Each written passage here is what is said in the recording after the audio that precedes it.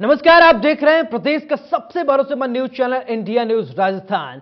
आपके साथ मैं हूं सौरभ त्रिपाठी। आज बड़ी बहस में हम बात करेंगे, हमारी खास पेशकश बड़ी बहस में आप सभी का बहुत बहुत स्वागत है। बजट सत्र के दौरान राष्ट्रपति के अभिभाषण पर संसद में जोरदार बहस हुई। कांग्रेस सांसद राहुल गांधी के सियासी वार के बाद प्रधानमंत्री नरेंद्र मोदी ने लोकसभा में राष्ट्रपति के अभिभाषण पर अपना जवाब दिया और इस दौरान उन्होंने राहुल गांधी के साथ साथ विपक्ष पर जोरदार जुबानी हमला किया। पीएम मोदी ने कहा कि जो कभी यहां बैठते थे वे फेल हुए हैं और देश पास हो गया है। मोदी ने कहा कि देश के उज्जवल भविष्य के लिए अपने आप को खपा दिया है।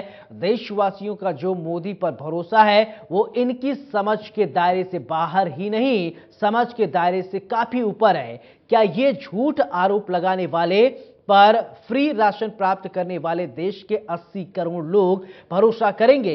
एक राष्ट्र एक राशन एक कार्ड के जरिए जब गरीब को राशन मिल जाता है तो वो आपकी झूठी बातों और आरोपों पर कैसे भरोसा करेगा? जब 11 करोड़ किसानों के खाते में साल में 3 बार सम्मान निधि पैसा जाता हो तो वो आप पर भरोसा कैसे करेगा? मुसीबत के समय मोदी उनके काम आया है, उनके आरोपों पर वो कैसे भरोसा करेगा? आपके इन आरोपों को कोटि कोटि भारतीय इससे होकर गुजरना पड़ेगा। कुछ लोग अपने लिए और अपने परिवार के लिए जी रहे हैं। मोदी ने करोड़ों देशवासियों के परिवार का सदस्य हैं। 140 करोड़ देशवासियों का आशीर्वाद मेरे सबसे बड़ा उनका कवच है। झूठ और गालियों के शस्त्र से तुम इस कवच को भेद नहीं सकते। लोकसभा में प्रधानमंत्री नरेंद्र मोदी के भाषण के बाद राहुल गांधी ने रिएक्शन देते हुए कहा कि अडानी मामले में जेपीसी के से जांच की मांग को लेकर पीएम मोदी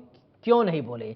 पीएम मोदी गौतम अडानी को बचा रहे हैं। राहुल गांधी कहा कि प्रधानमंत्री नरेंद्र मोदी ने इस मुद्दे पर जांच की बात क्यों नहीं की है, बेनामी संपत्ति पर बात क्यों नहीं की है? राहुल गांधी ने दावा किया है कि बहुत बड़ा घोटाला हुआ है। राहुल गांधी ने अपने भाषण के दौरान प्रधानमंत्री नरेंद्र मोदी और अडानी का नाम लेकर कई आरोप लगाए हैं। कांग्रेस नेता जयराम रमेश ने कहा कि राहुल गांधी के भाषण के कई हिस्से सदन की कार्रवाई से हटाकर लोकतंत्र को दफन करने का काम किया गया है। आज इसी मुद्दे पर बड़ी बहस में चर्चा करेंगे।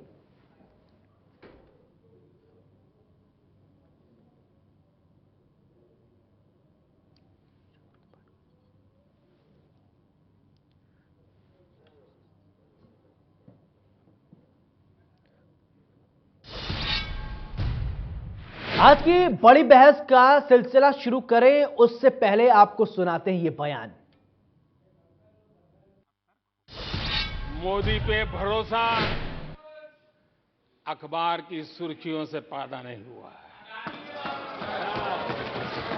मोदी पे ये भरोसा टीवी पर चमकते चेहरों से नहीं हुआ है।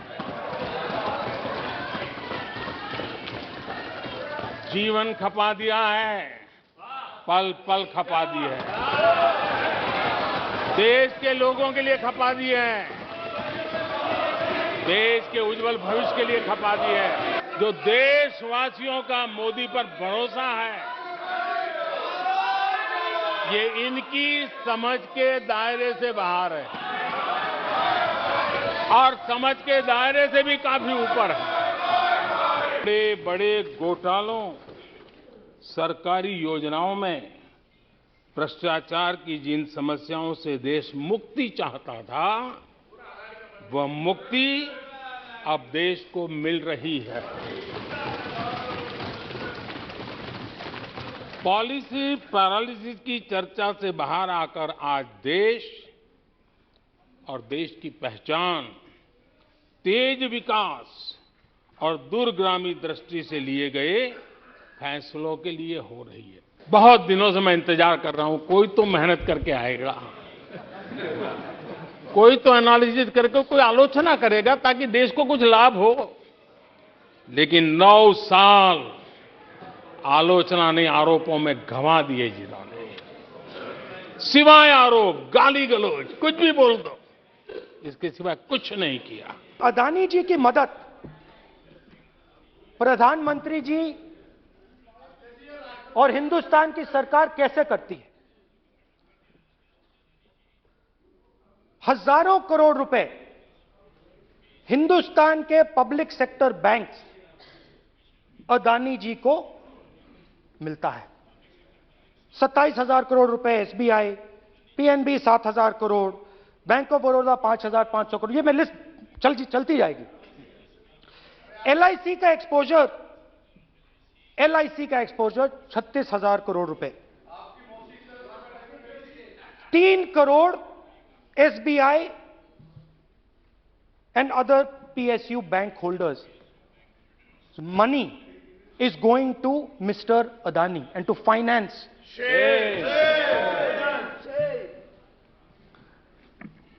Now, of course, there is another question.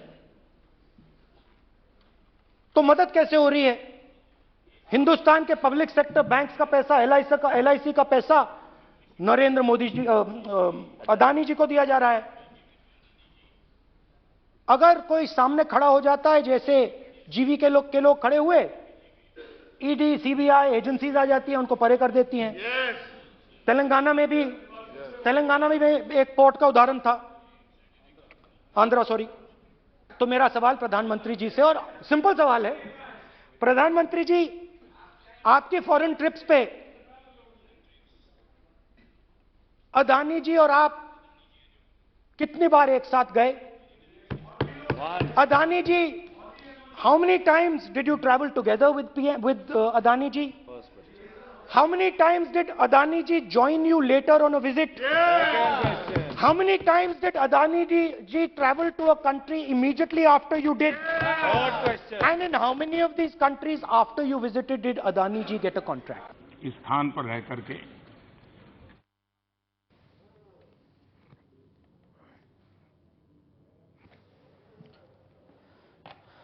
तो मोदी वर्सेस राहुल गांधी, पीएम मोदी का राहुल गांधी को जवाब, 9 साल वर्सेस 70 साल। कि आखिरकार राहुल गांधी जो कह रहे हैं उस बात में कितनी सत्यता है?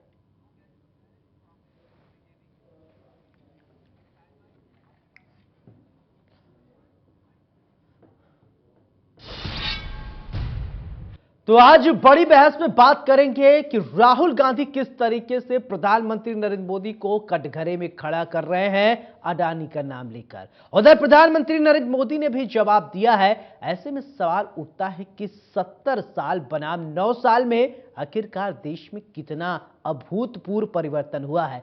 ज्यादा जानकारी और इसी मुद्दे पर चर्चा करने के लिए हमारे साथ मेहमान जुड़ गए हैं। सबसे पहले परिचय करा देते हैं, इसके बाद चर्चा की शुरुआत करते हैं। डॉक्टर प्रदीप चतुर्वेदी, कांग्रेस नेता, बहुत बहुत स्वागत। अशोक सिंह शेखावत, बीजेपी नेता, आपका भी बहुत बहुत स्वागत। तो सबसे पहले बात करते हैं प्रदीप जी, आपसे ही जानना चाहेंगे कि 70 साल बनाम 9 साल को आप कैसे देखते हैं?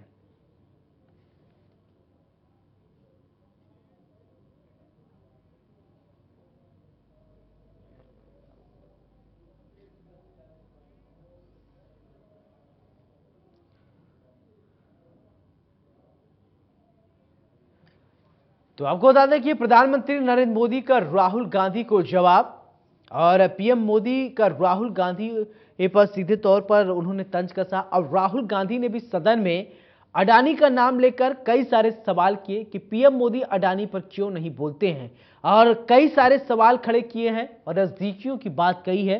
बहरहाल अब इस पूरे मामले को लेकर सियासत हो रही है, संसद से लेकर सड़क तक इस पूरे मामले को लेकर चर्चाएं हो रही हैं। लेकिन ऐसे में सवाल यही उठता है कि क्या राहुल गांधी जिस तरीके से आरोप लगा रहे हैं उस आरोप में कितनी सत्यता है? विपक्ष जिस तरीके से आरोप लगा रहा है उस आरोप की बुनियाद क्या है? बहरहाल संसद में कई सारे सवाल उठे, प्रधानमंत्री नरेंद्र मोदी ने उसका जवाब भी दिया है। अब देखना यह होगा कि आखिरकार भारत की राजनीति में इस तरीके से कैसे बात आगे बढ़ पाएगी। संसद में प्रधानमंत्री नरेंद्र मोदी ने आज 85 मिनट तक लगभग भाषण दिया।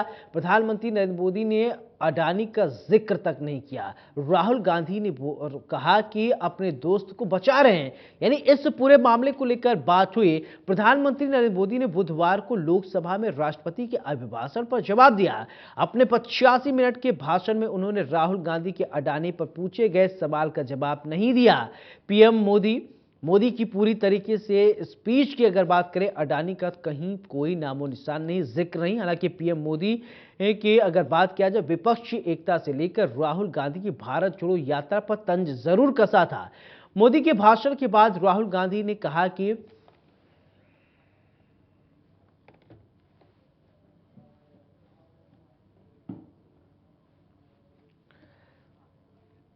तो आपको बता दें कि मोदी के भाषण के बाद राहुल गांधी ने कहा कि पीएम मोदी ने मेरे एक भी सवाल का जवाब नहीं दिया। उनके बयान से समझ में आ गया कि अडानी को वो बचा रहे हैं, इसके पीछे कई सारे कारण हैं। मैंने बहुत आसान सवाल पूछे थे लेकिन किसी का जवाब नहीं मिला है। मैं संतुष्ट नहीं हूं, लेकिन इससे सच्चाई उजागर हो रही है।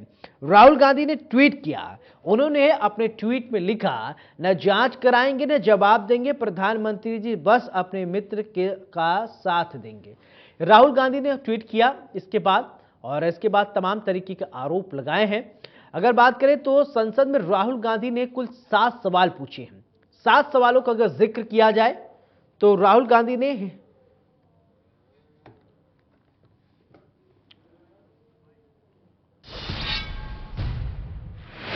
तो आज इसी मुद्दे पर चर्चा करने के लिए हमारे साथ मेहमान जुड़ गए। एक बार फिर से परिचय करा देते हैं। डॉक्टर प्रदीप चतुर्वेदी, कांग्रेस नेता, बहुत बहुत स्वागत। अशोक सिंह शेखावत, बीजेपी नेता, आपका भी बहुत बहुत स्वागत। योगेंद्र गुप्ता, राजनीतिक विश्लेषक है, आपका भी बहुत बहुत स्वागत। तो सबसे पहले सवाल प्रदीप चतुर्वेदी जी आपसे ही आपके पास आना चाहूंगा, क्योंकि राहुल गांधी ने कई सारे आरोप लगाए हैं, उन आरोपों का जवाब शायद नहीं मिल पाया है, क्या कहेंगे?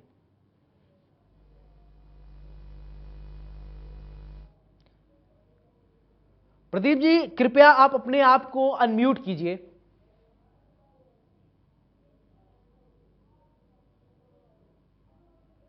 मेरी आवाज आ रही है? जी आपकी आवाज आ रही है, आप अपनी बात रखें। जी, संसद में राष्ट्रपति के अभिभाषण पर जो संसद में बहस हुई है उसके जनक है। सारा देश, सारा विपक्ष इस मुद्दे को लेकर चर्चा कर रहा है और अडानी के मामले वाली विपक्षी पार्टियां सरकार से सवाल कर रही हैं। लेकिन सबसे बड़ी बात यह है कि लोकतंत्र में सरकार चलाने वाले प्रधानमंत्री नरेंद्र किसके लिए है? सरकार लोगों के लिए है, देश की प्रजा के लिए है। अगर देश की प्रजा जानना चाहती है कि ये मामला क्या है, सच्चाई क्या है, आप बताइए कि आज 2 दिन राज्यसभा सस्पेंड हुई, 2 दिन लोकसभा सस्पेंड हुई और सरकार चाहती है।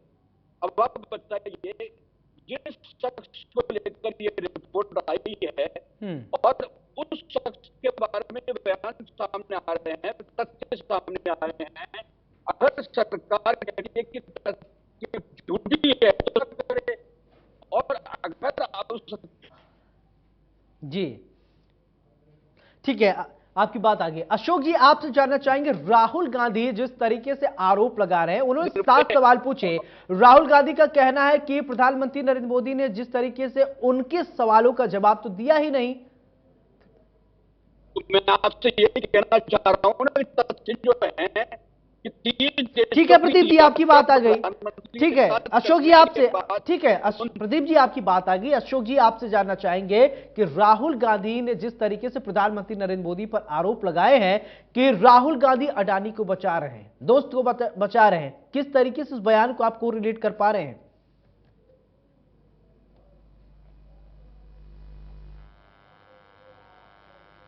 राहुल गांधी जी को जब से वो कांग्रेस की राजनीति में आए हैं, और जनता उनको कितना गंभीर लेती है ये सबको पता है। और इसमें कई बार चर्चाएं भी हो चुकी है। जहां उनको बात करनी चाहिए, किस प्रकार की सार्थक बात करनी चाहिए, वो नहीं कर पाते। और कई ऐसे मुद्दे थे जिन्होंने कई बार इन्होंने उठाए मुद्दों को, चाहे वह संवैधानिक संस्थाएं चाहे किसी प्रकार की रही हो, तो किसी भी समय में रही हो, चाहे इनके समय में रही हो या भाजपा के समय में रही हो या और दूसरी किसी के कालखंड में रही हो जी, उन पर यदि आप प्रश्न चिन्ह लगाते हो तो मुझे संवैधानिक संस्थाओं का दर्जे को कम करने का काम राहुल गांधी जी कर रहे हैं। जहां तक आपने कहा कि इनके साथ जो सवाल थे उनका क्या जवाब दिया जी, मुझे लगता है कि झूठ के पुलिंदे पर चलने वाले और उनके झूठ के आधार के ऊपर यदि आप न्यायपालिका में भी आप चल जाएं और वहां जाके कोर्ट के कंटेम्प्ट से आप माफी मांग लें, कहते हैं कि साहब ये चीज, ऐसा कौन सा मुद्दा था जिस मुद्दे को ये उठाना चाहिए था तो नहीं उठाते। अब इस मुद्दे को यदि वर्तमान में उठाना चाह रहे हैं कि सब कोई कैसा भी मुद्दा हमें तो मुद्दा चाहिए, क्योंकि किसी व्यक्ति को बारे में 60 साल से लड़ना और उसको एक मुद्दे बनाने की कोशिश कर रहे हैं। यदि आपको लगता है कि आज सरकार कुछ नहीं कर रही तो आपकी ये न्यायपालिका का दरवाजा खुला है जी, लेकिन कांग्रेस सिर्फ इसको अर्थहीन मुद्दे को, जो पता है कि सबसे ज्यादा झूठ है, जो एक बार बोलते हैं फिर उसको झूठ को बोल के बढ़ जाते हैं। ठीक है योगेश जी, आप ठीक है सर, योगेश जी आपसे जानना चाहूंगा कि ठीक है आपकी बात आ गई, योगेश जी आपके पास आना चाहूंगा और आपसे ये जानना चाहूंगा कि 9 साल बनाम 70 साल की ये जो लड़ाई है किस तरीके से आप देख रहे हैं।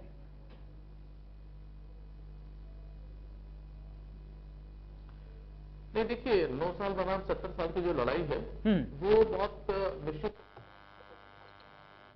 इसलिए क्योंकि ठीक है कुछ क्षेत्रों में अगर विदेश नीति की आप बात करेंगे या फिर कुछ और क्षेत्रों में जहां पर जैसे राम मंदिर का मुद्दा है, इन मुद्दे सुलझाए गए, लेकिन जिन बातों को लेकर के मोदी सरकार सत्ता में आई थी वो प्रश्न अभी वही के में अनुत्तरित है। सबसे बड़ा क्या था? महंगाई का मुद्दा। आप महंगाई आप देखिए किस कदर बढ़ी हुई है। अब आप इसको इंटरनेशनल लिंक से जोड़े, कहीं और से जोड़े, लेकिन महंगाई पहले से बहुत ज्यादा है और आपका वादा यह था कि महंगाई को हम कम करेंगे।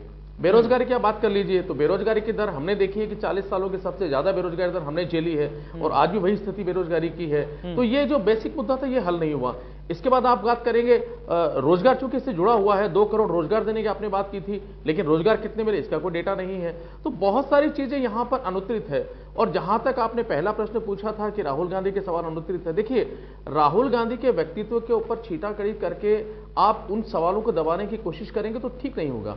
उन्होंने जो सवाल पूछे बहुत बेसिक सवाल उन्होंने पूछे हैं और उन्होंने यही पूछा है कि भाई किसी एक पर्सनल उद्योगपति के लिए आप अपने नियमों को कैसे बदल सकते हैं। जैसे एयरपोर्ट का उन्होंने कहा कि एयरपोर्ट के अंदर ये नियम था कि जिसको एयरपोर्ट 2 से ज्यादा आप दे नहीं सकते और उसको देंगे जिसको अनुभव है। अब जिसको अनुभव नहीं था उसको देने के लिए आपने सारा तरह नियम बदल दिया। और मैं आपको एक चीज और याद दिला दूं यहां पर सौरभ जी, कि जब कोल घोटाला हुआ था कांग्रेस के जमाने में और जब भारतीय जनता पार्टी ने आंदोलन किया था तो मुद्दा यही उठाया गया था कि कोल की खाने उनको आवंटित कर दी गई जिनका कोल खान से कोई लेना देना नहीं था। और बाद में यह मुद्दा उठाया गया। तो अगर आप उस मुद्दे को वहां उठा सकते हैं तो फिर यह मुद्दा ही बनता है कि जिनका एयर स्पेस में अनुभव नहीं है और आप खुद ये कहते हैं उनको आप कैसे सारा का सारा दे देंगे। दूसरा, उन्होंने जो गंभीर सवाल उठाए हैं कि जब आप विदेश में जाते हैं, चाहे श्रीलंका जाते हैं, चाहे इजराइल जाते हैं, और आप व्यक्तिगत रूप से, क्योंकि श्रीलंका के प्रधानमंत्री ने खुद कहा है, अगर आप किसी व्यक्तिगत, आप ये कह सकते हैं कि भारत को हमें उद्योग मिलने चाहिए, लेकिन आप व्यक्तिगत रूप से अगर किसी एक उद्योगपति का नाम लेकर कहेंगे तो आपको सवाल उठेंगे और आपको जवाब देने पड़ेंगे। तो राहुल गांधी के व्यक्तित्व को आड़ में लेकर उनके सवालों को दरकिनार करने से बेहतर है कि भारतीय जनता पार्टी को उनके सवालों के जवाब देने चाहिए कि उस सवालों के जवाब में सच्चाई क्या है। ठीक है प्रदीप जी, आपसे ये समझना चाहेंगे कि इससे पहले राहुल गांधी की अगर बात किया जाए तो राहुल गांधी ने राफेल को लेकर भी बड़े सवाल उठाए थे, लेकिन बाद में क्या हुआ आपको याद है, कांग्रेस को माफी मांगनी पड़ गई थी। देखिए, कांग्रेस की रिजिम को लेकर के सरकार ने जब बोफोर्स का मुद्दा उठाया गया था, एक स्कैम का मुद्दा उठाया गया था और एक जो है इन्होंने संचाई की 70 बनाम 9 साल की बात सरकार कर रही है। तो अब 9 साल की सरकार को हुआ है, इन्होंने उन मामलों में जब कांग्रेस संगठन उसमें लिप्त था तो इन्होंने 9 साल में इनको सजा दिलाने के फैसले क्यों नहीं किए। और प्रदीप जी, मैं आपको थोड़ा टोकना चाहूंगा, अगर आप गाड़ी में हैं, गाड़ी आपकी मूव कर रही है, थोड़ी देर के लिए अगर आप रुक जाएंगे तो आपकी आवाज बहुत अच्छी आ पाएगी, दर्शक आपको समझ पाएंगे, आप जो बात रखना चाह रहे हैं वो स्पष्ट हो जाएगी, क्योंकि आपकी आवाज ब्रेक हो रही सर। अच्छा, मैं ठीक है, मैं कहीं गाड़ी रोक करके लाइट चल रही थी, मैं रोक करके बात करता हूँ। चले ठीक है, मैं अशोक जी के पास चला जाता हूं तब तक। अशोक जी, आपसे ये समझना चाहूंगा कि जैसे राहुल गांधी अभी इससे पहले आरोप लगा रहे थे राफेल को लेकर, आपने देखा किस तरीके से बातें हुई, फिर जाके कोर्ट में माफी मांगनी पड़ गई। उसी तरह से फिर से अब सुप्रीम वो कह लीजिए कि आरोप लगा रहे हैं और वो कह रहे हैं कि अडानी से दोस्त हैं। ठीक है, दोस्ती होनी किसी से गलत थोड़ी ना है, या किसी के साथ फोटो दिखा लिया गलत थोड़ी ना कि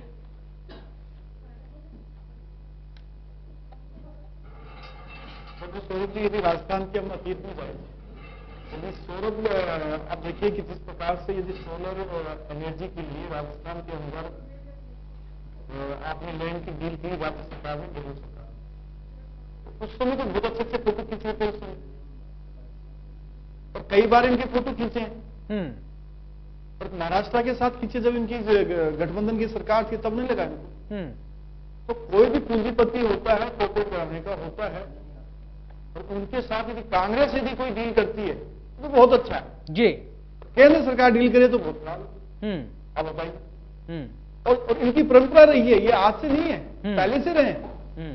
अब घोटाले की मैं चर्चा नहीं करना चाहता कि कांग्रेस के कितने घोटाले हुए। आप ज्यादा मत जाइए, 2004 से लेकर 2014 तक चल जाइए, कितने घोटाले थे। घोटाले के नाम से सरकार जाने जाती थी जी, और भ्रष्टाचार में कहती थी, सुप्रीम कोर्ट कहती थी कि आपने सीबीआई को तोते के जैसे एक बना लिया।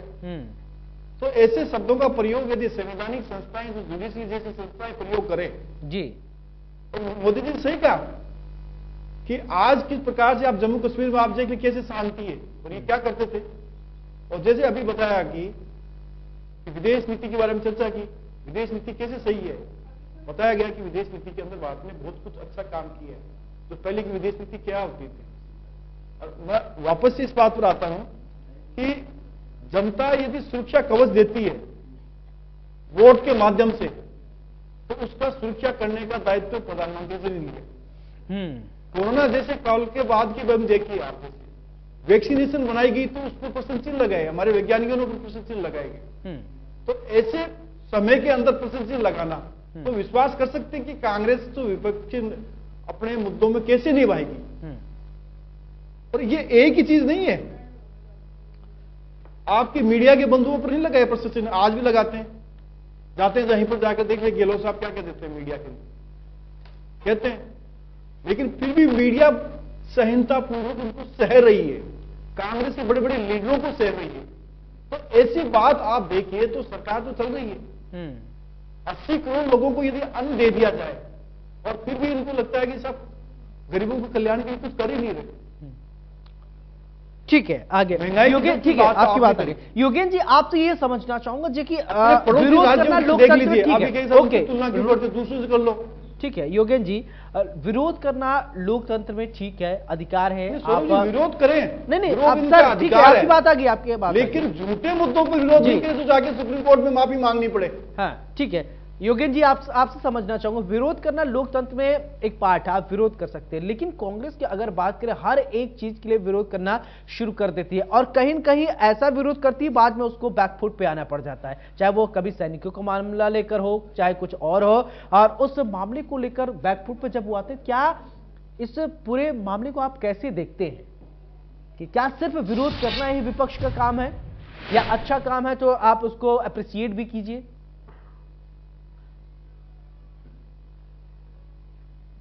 देखिए सौरभ जी, आपने बिल्कुल सही कहा, जब हम राष्ट्रीयता की बात करते हैं तो अगर सरकार कोई अच्छा काम करती है तो चाहे विपक्ष हो या कोई भी दल हो, उसका समर्थन भी करना चाहिए और सहयोग भी करना चाहिए जी।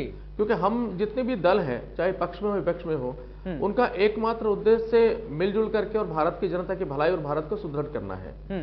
इसलिए सिर्फ हम विपक्ष में हैं और हम इसलिए विरोध करेंगे क्योंकि विपक्ष में है, ये रणनीति तो ठीक नहीं हो सकती है।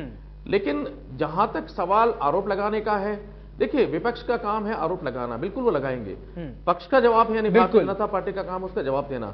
लेकिन यहां पर मुझे लगता है एक चीज और होनी चाहिए, और वो है कि अगर आप आरोप लगा रहे हैं तो फिर आपकी जवाबदेही तय होनी चाहिए जी। अगर आपने कोई आरोप लगाया है तो सिर्फ इसलिए कि सेंसेशन बनाने के लिए या फिर अपनी सहानुभूति बरतने के लिए या फिर अपने आप को बड़ा दिखाने के लिए अगर आप आरोप लगा रहे हैं, तो उस प्रवृत्ति पर बिल्कुल जानता है कि वो संवैधानिक रूप से प्रूफ किस क्या तरह है, रोका जा आपके सकता पास है। प्रमाण क्या लेकिन है? अगर कोई विपक्ष का नेता, विपक्ष का बड़ा जी। लीडर ऐसा आरोप करता है, जी हाँ, मैं वही कह रहा हूं आपसे, हाँ। तो उसको ये जवाबदेही ये संसद की बनती है कि अगर संसद में कोई भी माननीय विधायक या माननीय सांसद अगर विधायक लगा रहा है विधानसभा के अंदर तो उसकी जिम्मेदारी बनती है, और अगर संसद में कोई माननीय सांसद लगा रहा है तो उसकी जिम्मेदारी बनती है कि अगर वो कोई आरोप लगा रहा है तो उसको फुल प्रूफ उसको देना चाहिए। बिल्कुल। और अगर वो नहीं देता है तो विधायिका में ठीक कुछ है, इस तरह के शाब्दिक amendment नहीं, होने प्रदीप जी चाहिए, आपके पास उसकी आना जिम्मेदारी चाहूंगा, तय की ठीक है, जाए। वो आपकी बात है। प्रदीप जी आपसे जानना चाहूंगा, शाब्दिक का सिर्फ आरोप लगाने से नहीं, क्योंकि आप देश के प्रधानमंत्री पर आरोप लगा रहे हैं राहुल गांधी, क्या साक्ष्य है उनके पास?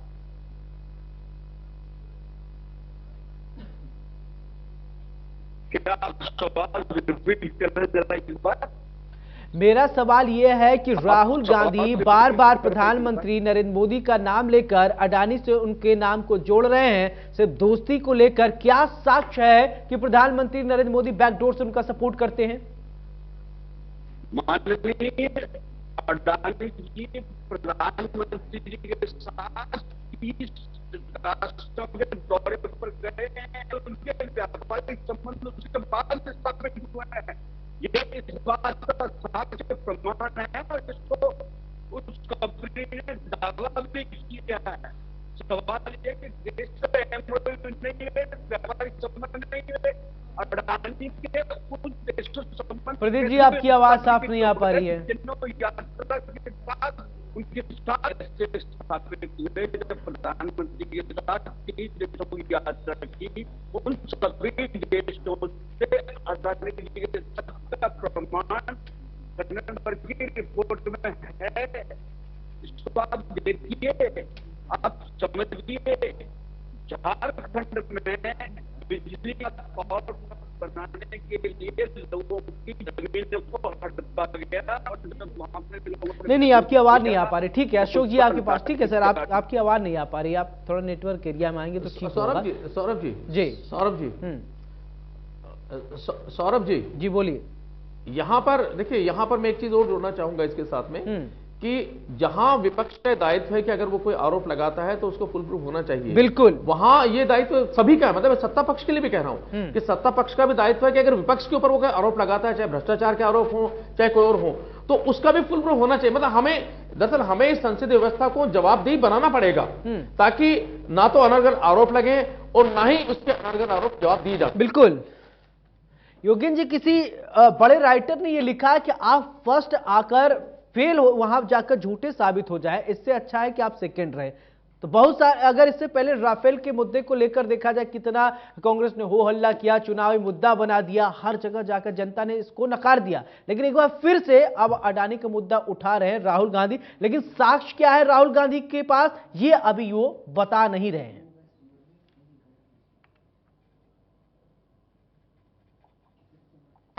वही हम बात कर रहे हैं कि जवाबदेही हर एक की तय होनी चाहिए। आप अगर संसद में बैठे हैं, कोई भी हो, सत्ता पक्ष हो विपक्ष हो, आप अगर संसद में बैठे हैं, और संसद में बैठने का मतलब है कि संसद एक ऐसा पवित्र मंदिर है जहां पर बैठ करके आप वो कहेंगे जो जनता के हित में होगा, और वो कहेंगे जो सत्य होगा। हम झूठ की तो कल्पना भी नहीं कर सकते। तो वहां बैठ करके अगर कोई आरोप किसी पे भी लगाता है, चाहे सत्ता पक्ष विपक्ष पे लगाए, विपक्ष सत्ता पक्ष पे लगाए, तो दोनों की ये संवैधानिक रूप से जवाबदेही तय करनी चाहिए कि उसके पास प्रूफ हो, अगर वो मांगे जाए तो प्रूफ उपलब्ध करवाए, और अगर प्रूफ नहीं है और अगर सिर्फ सेंसेशन या एक सनसनी पैदा करने के लिए उन्होंने अगर लगाए हैं, तो जवाबदेही तय करते लिए उसके लिए दंडात्मक कार्रवाई भी होनी चाहिए। ये बहुत जरूरी है, तब जाकर मुझे लगता है। प्रदीप जी, क्या इस बार आपका मुद्दा, ठीक है आपकी बात आएगी, ठीक, और गंभीरता के साथ आपकी बात आ गई, ठीक है। प्रदीप जी, क्या इस बार का मुद्दा, चुनावी मुद्दा जो 2024 का होगा, कांग्रेस की यही होगा, अडानी, क्या कि प्रधानमंत्री नरेंद्र मोदी ने अडानी को सपोर्ट किया, राहुल गांधी यही लेकर पर्चा लेके घूमेंगे? लोकसभा और राज्यसभा को स्थगित किया है 2 दिन के लिए, उसके बाद भी प्रधानमंत्री का इस मामले में राष्ट्रपति के भाषण पर अविभाज्य लोकतंत्र के साथ मजाक है। इस बात को समझना होगा, और देश के लोग ये बात जानते हैं। देश के लोगों ने अब बोलना जरूर छोड़ा है, बेरोजगारी का सामना करना पड़ रहा है, लोगों को महंगाई का सामना करना पड़ रहा है, लोगों को आपने 15 लाख के सपने दिखाकर सत्ता तो हथियार ली, हर महीने नई नई प्राथमिकताएं, नई नई योजनाएं घोषित करके प्रधानमंत्री फलानी योजना, मुख्यमंत्री फलानी नाम बदलना, अधिकारियों का नाम बदलना, इससे लोगों का लाभ नहीं हो रहा है। इसलिए आपको समझना पड़ेगा आने में धोखा हुआ है, उनके साथ विश्वासघात हुआ है, उसका जवाब लोग चुनाव में देंगे। लोग सड़कों पर नहीं आते हैं क्योंकि लोगों को सरकार का जवाब लोकतंत्र के माध्यम से लोग देंगे, ये मैं आपको सुनिश्चित करना चाहता हूं। ठीक है अशोक जी, आपने सुना होगा जिस तरीके से महंगाई का मुद्दा लेकर बार बार विपक्ष घेर रहा है, क्या महंगाई जिस तरीके से बढ़ी है, क्या उसको लेकर सरकार के पास कोई रूट मैप नहीं है क्या?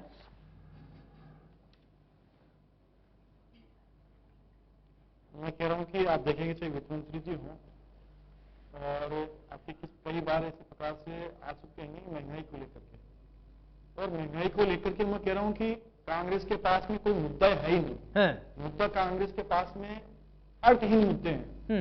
और जहां तक इन्होंने कहा कि विपक्ष और विपक्ष नेशनल हेराल्ड जैसे केस में स्टेब्लिश है, कोर्ट के थ्रू है, FIR जमानत लेके जमानत पे चल रहे हैं। ठीक, तो ये मुद्दे स्टेब्लिश मुद्दे हैं। और इस मुद्दों की चर्चा यदि पब्लिक डोमिनियन में या संसद में होती है तो वो अच्छी बात है। और जिसका बारे में अब तक कुछ भी नहीं है और उसको मुद्दा बनाया जाए, वो एक तरह से स्थापित करने वाले मुद्दे बनाती है कांग्रेस। इन ऐसे मुद्दे चलते नहीं जनता, बिल्कुल जो बनाए उनका सबको पता है कि क्या हाल हुआ। जनता ने उनको नकारा, अदालतों ने वहां जाकर इन्होंने माफी मांगी, जो आपने बार बार में इसमें बारे में चर्चा कर रहे हैं। जहां तक मैं आपको बताऊं कि क्या कांग्रेस का 10 साल का मैंने अभी बीच में बताया साल शासनकाल के अंदर कॉमनवेल्थ घोटाला था, स्टेब्लिश था, कितनी FIR दर्ज हुई। राजस्थान की हम बात कर लें, रोबोट बार्डर पर 18 FIR दर्ज हुई इस मामले के अंदर जी। उन केसों से लैंड डील के अंदर हुई है सारी सारी। ये स्टेब्लिश मुद्दे हैं। इन वाले कोई स्टेब्लिश मुद्दे नहीं है जी, इनके हवाई मुद्दे हैं जी। इन मुद्दों से जनता भ्रमित नहीं होती है जी। जनता देखती कि सही मुद्दे होने चाहिए, मुद्दे उठाओ सही, उसका सही जवाब दिया जाएगा, सही प्लेटफॉर्म में दिया जाएगा। ठीक, योगेश जी आपसे ये समझना चाहेंगे, देखिए कांग्रेस और बीजेपी की अगर बात करें, ये तो राजनीतिक बात तो करेंगे, राजनीतिक पार्टियां, लेकिन अगर राजनीतिक विश्लेषक होने के नाते आपसे मैं ये पूछूं कि जो मामले बन रहे हैं, कांग्रेस के पास क्या मुद्दा नहीं है? क्या 2024 में जब कांग्रेस आएगी चुनावी मुद्दा लेकर, क्या अडानी लेके आएगी? क्या अलग अलग जो बातें आ रही हैं राहुल गांधी के समय, ये राहुल गांधी जब भारत जोड़ो यात्रा किया तो लगा कि छवि बदल गई है, लेकिन फिर वही जब बोलते हैं ढाक के 3 पात वाली बात हो जाती है। दरअसल संसद एक ऐसा प्लेटफॉर्म है जहां पर आप एक सार्थक चर्चा करते हैं, वहां से चीजें निकलकर सामने आती है, लेकिन संसद में गए हो हल्ला शुरू, बातें आई नहीं पाती, कौन क्या बोल रहा है समझ में नहीं आता, कोई पर्चा लहरा रहा है, कोई क्या कर रहा है। क्या लोकतंत्र का मंदिर इसीलिए हो गया है क्या? वहां जाइए अब जहां पर सार्थक चर्चा हो सकती है, वहां चर्चा होती नहीं है। प्रधानमंत्री मानते हैं क्या लोकतंत्र का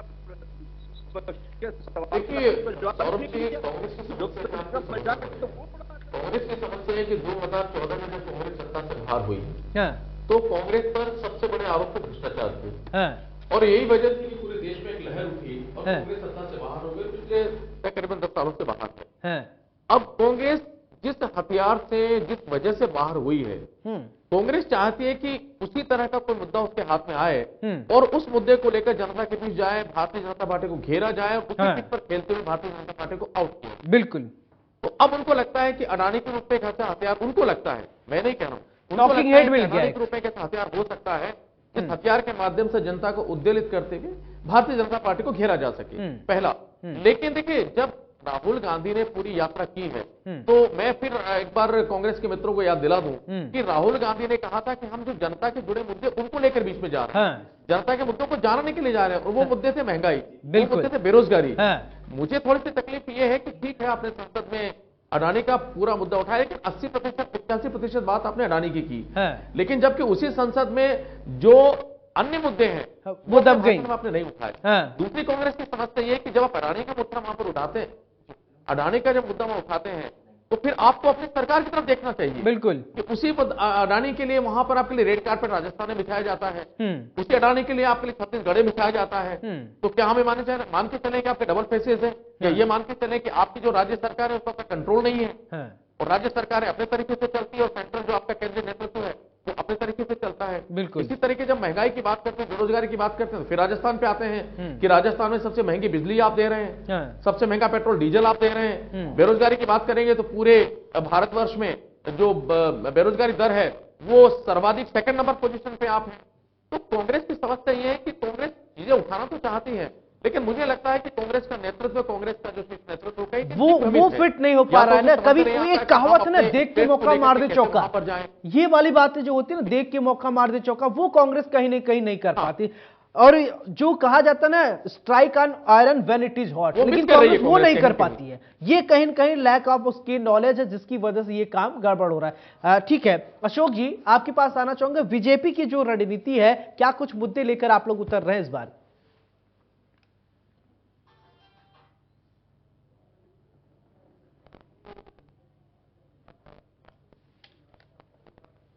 से देख लीजिए, जब से प्रधानमंत्री नरेंद्र मोदी जी आए हैं, आप एक यूनाइटेड होकर के पूरी सरकार किस प्रकार से गरीबों के कल्याण के लिए, किसानों के लिए, युवाओं के लिए जो भी योजना हो उनको पहुंचाई जाए। हाँ। और उस योजना के अंदर आप ये देखिए, डीबीटी के माध्यम से कोई ये नहीं कि उनका पैसा कोई दूसरा कोई खा जाए।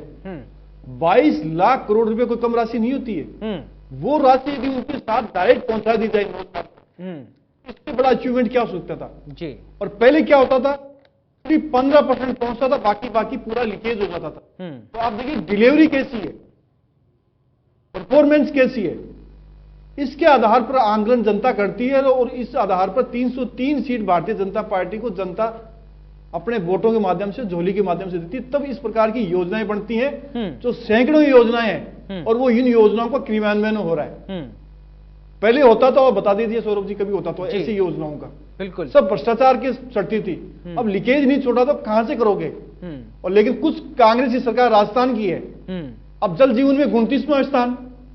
अब ये इधर से नहीं है तो इसको लटका दो, ये केंद्र सरकार की योजना। प्रधानमंत्री आवास योजना आ जाए, उसके जो लक्ष्य दिया उन लक्ष्यों को पूरा मत करो। आपको स्मार्ट सिटी का पैसा भेज दिया जाए 4 डिस्ट्रिक्ट के लिए, उसके आज देख ली क्या है, मॉनिटरिंग की बात करने लगते हैं तो उसके अंदर कोई ना कोई अड़ंगा लगा देते हैं, इनके आगे डीएलबी आगे अड़ंगा लगाती है। ऐसी राजस्थान के अंदर सरकार, सबको पता है कि क्यों हो रहा है राजस्थान के अंदर। राजस्थान में सरकार का पता है कि 4 साल से हो क्या रहा है राजस्थान के अंदर। तो ऐसे कह रहा हूं कि कांग्रेस की अस्थिर सरकारें जहां भी राज्यों में है, वहां सब में ये है, कुछ स्टेट के अंदर है तो कुछ भी उनके साथ मिले हुए हैं। और जो कहा कि यात्रा भी राहुल गांधी जी ने लिखा, यात्रा किसके लिए थी? यात्रा विपक्ष के लिए यात्रा थी। विपक्ष को बताना चाहते थे कि हम एक हैं, मतलब हम सबसे बड़ी पार्टी हैं। आप लोग नहीं हो विपक्ष के, सबसे बड़ी पार्टी कांग्रेस है, उसके लिए। और आपने देखा होगा किसी स्टेट से गई है, बिल्कुल, कितने बड़े इशू आए इनके। राजस्थान को सबको पता क्या हुआ, उस दौरान क्या हुआ था जी, और उसके बाद में क्या हो रहा, अब राजस्थान में अब क्या चल रहा है, ये सारे इशू आए। तो यात्रा से सिर्फ कांग्रेस को आप यदि स्टैंड करना चाहते हो, जनता के साथ जो मुद्दे बने थे, आपको देखा कि आपने राजस्थान में आए, जहां पर जिस रास्ते से आप गुजरे वहां बिजली दे दो। अब वहां बिजली मिल रही है क्या? वहां पर अब कई किसानों के ठंड के मारे से रात को सिंचाई करने से उनकी मृत्यु हो चुकी है, वहां ये जाके नहीं देखेंगे। अभी ओलावृष्टि उसी क्षेत्र में ज्यादा हुई है जी। क्या पटवारी ने गिरदारी रिपोर्ट कर ली है? समय पर क्लेम आपने इंश्योरेंस कंपनी को अपना प्रोफोर्मा बना के भेज दिया है क्या? तो ये काम जो राहुल गांधी राजस्थान में देख के गए, हो गया क्या? और 4 साल वाला किसानों का तो याद ही है, क्या किसानों का कर्ज माफ हुआ? परसों की मैं बात बताऊंगा आपको, लोक अदालत में 7.5 लाख रुपए किसान ने अपने देकर के जी तो राजीनामा किए है। बैंक से, कोऑपरेटिव बैंक से, ये कह रहे हैं साहब किसानों में कर्ज माफ। ठीक, 22 लाख से अधिक किसानों का यदि आप उनको डिमांड नोटिस दे दो तो आप जमा कराएं, तो 3 लाख से अधिक किसान आप तय कर लें। ठीक है, इस आश्वासन के ऊपर कि हम कर्ज माफ करेंगे। ठीक है, योगेंद्र जी ने भी कहा है। ठीक है, ठीक है, आपकी बेरोजगारी दर राजस्थान योगेंद्र जी, ठीक है, आपकी बात आ गई। योगेंद्र जी, आपसे एक बात मैं ये समझना चाहता हूँ, ठीक है सर, आपकी बात आ गई, ठीक है, ठीक है। योगेंद्र जी, आपसे ये समझना चाहता हूं कि अटल बिहारी वाजपेयी का एक वक्तव्य मुझे याद आ रहा है। वो कह रहे थे कि अगर विपक्ष विहीन सरकार हो जाए तो सरकार निरंकुश हो जाएगी। विपक्ष की भूमिका आप देख रहे हैं, तो क्या सरकार वास्तव में निरंकुश हो रही है? क्या ऐसा हो सकता है क्या?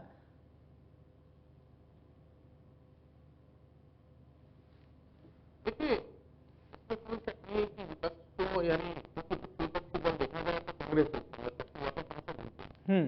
उनको मुद्दों को जिस तरीके से उठाना चाहिए और जिन मुद्दों को उठाना चाहिए, कहीं कहीं वो भटक तो रहे हैं, पहला। दूसरी बात, राहुल गांधी, देखिए आप कहें ना कहें, भले खड़गे इस वक्त अध्यक्ष है कांग्रेस के, लेकिन अप्रत्यक्ष रूप से कमान हमेशा गांधी परिवार के पास रहती है। और वो कमान राहुल गांधी के पास वीटो पावर है, वो चाहे जो कांग्रेस में कर सकते हैं। राहुल गांधी की समस्या ये है कि राहुल गांधी की जो छवि बनी हुई थी, यानी इस जो इन्होंने पैदल मार्च किया है, भारत जोड़ो यात्रा निकाली, वो जो छवि उनके पहले बना रखी थी, चाहे भारत जोड़ो यात्रा जो रही, तो उसके अंदर जो छवि उनकी बनी हुई है, वो उस छवि से निजात पाना चाहते हैं, पहला।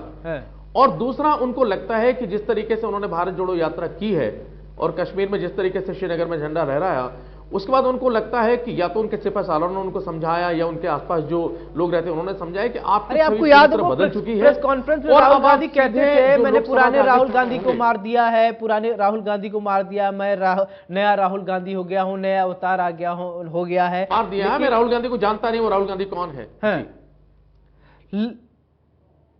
लेकिन यहां सौरभ जी वही प्रश्न है कि जब आप ये कहते हैं कि मैंने पुराने राहुल गांधी को मार दिया, या आप कहते हैं कि पुराने राहुल गांधी को नहीं जानता, तो आप तो नहीं जानते, लेकिन क्या जनता में आपको मेकओवर दिख रहा है इसका? और वो मेकओवर कैसे दिखता है? राहुल गांधी को समझना चाहिए, वो मेकओवर दिखता है आपके ओवरऑल गंभीरता के साथ। और वो गंभीरता आपके शब्दों से भी झलकती है, गंभीरता आपके व्यक्तित्व से झलकती है, गंभीरता आप जिन मुद्दों को उठाते हैं उनसे झलकती है, गंभीरता जिन मुद्दों को आप उठाते हैं उनसे झलकती है। अब आज अगर आप कांग्रेस की हालत देखेंगे, आप राजस्थान को ले लीजिए, कांग्रेस की हालत यह कि जिस तरीके से कांग्रेस आपस में मुतबल है अशोक गहलोत और सचिन पायलट के बीच में, राहुल गांधी यहां से निकल करके चले गए। उस वक्त ये कहा गया था कि राहुल गांधी की जब यात्रा खत्म हो जाएगी, ठीक है, फाइनल कमेंट अशोक जी आपसे लेना चाहूंगा। प्रधानमंत्री नरेंद्र मोदी को जवाब देना चाहिए था नहीं राहुल के आरोपों का? आरोप का जवाब दे देते, मामले खत्म। मैं कह रहा हूं ये इन्होंने कहा कि सत्ता और विपक्ष वास्तव में मजबूत होना चाहिए, हम नहीं कह रहे, लेकिन आपको लगता है कि 9 साल में कांग्रेस विपक्ष में कितना ऐसे मुद्दों को उठा पाई? सिर्फ ऐसे मुद्दों जो इनके मुद्दे बनाने चाहिए, जो कोल कल्पित मुद्दे हो, वास्तविक मुद्दे नहीं हो, जो जनता से जुड़े हुए हो। जनता से जुड़े, उनको पता है कि जनता से जुड़े हुए मुद्दों को जितनी भी इनकी क्रियान्वयन की जाती थी, जिन योजनाओं का, तो ये सरकार कर रही है, इनको ढूंढने से नहीं मिल रहा, और ढूंढने से इनको नहीं मिलता है, तो इस प्रकार के मुद्दे को ये लेके आएंगे। बिल्कुल, अब ये 2024 स्पष्ट कर देगा किसको। राहुल गांधी जी ने कहा कि प्रेस कॉन्फ्रेंस में कहा कि मैं पुराना राहुल नहीं, जिस 2024 में ये पता चल जाएगा कि तभी मैं कह रहा हूं कि ये कहा कि पुराना राहुल नहीं हूं, मैं नया राहुल। डॉक्टर प्रदीप चतुर्वेदी, बहुत बहुत शुक्रिया। अशोक सिंह शेखावत, बहुत बहुत शुक्रिया। योगेंद्र गुप्ता, आपका भी बहुत बहुत शुक्रिया। 2024 में अब कांग्रेस क्या मुद्दा लेकर आएगी? क्या यही अडानी का ही मुद्दा रहेगा? राहुल गांधी कहेंगे कि मोदी ने सपोर्ट किया, या कांग्रेस कोई और मुद्दा लेकर आएगी? ये जनता है जनाब, जनता सब समझती है। अटल बिहारी वाजपेयी ने भी कहा था, चिंगारी का खेल बुरा होता है, चिंगारी का खेल बुरा होता है। शायद अगर कांग्रेस चिंगारी का खेल करेगी, वो उसके पक्ष में शायद ठीक नहीं होगा। बड़ी बहस में मेरे साथ फिलहाल इतना ही। नमस्कार।